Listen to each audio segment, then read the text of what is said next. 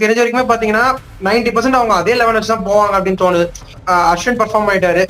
ஜஸ்பிரீத் பும்ரா பத்தி நமக்கு டவுட் எதுவும் இல்ல.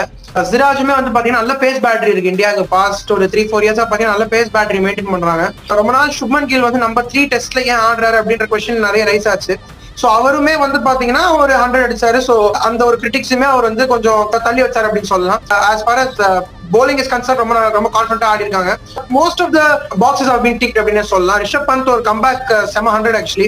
சோ இந்த மாதிரி நிறைய நல்ல விஷயங்கள் இந்தியாவுக்கு இருந்திருக்கு. பங்களாதேஷை பொறுத்த வரைக்கும் எனக்கு என்ன தோணுதுன்னா அவங்க நல்லா ஃபைட் பண்றாங்க. பட் அந்த ஃபைட் பண்றத வந்து செஷன் ஆஃப்டர் செஷன், இப்ப நீங்க இந்தியா மாதிரி ஒரு டீமை நீங்க பீட் பண்ணணும்னா நீங்க ஒரு செஷன் இல்ல 2 செஷன் வின் பண்ணா பத்தாது. You have to win consistently and you have to keep them constantly under pressure. அப்பதான் உங்களால இந்தியன் டீம் மாதிரி ஒரு டீம் பீட் பண்ணணும்னா அந்த ஒரு கன்சிஸ்டன்சி வேணும். சோ அந்த விதத்துல Bangladesh will look to fight harder, win more session. So Bangladesh அதான் அடுத்த டெஸ்ட்ல கண்டிப்பா பண்ண பார்ப்பாங்க அப்படின்னு தோணுது.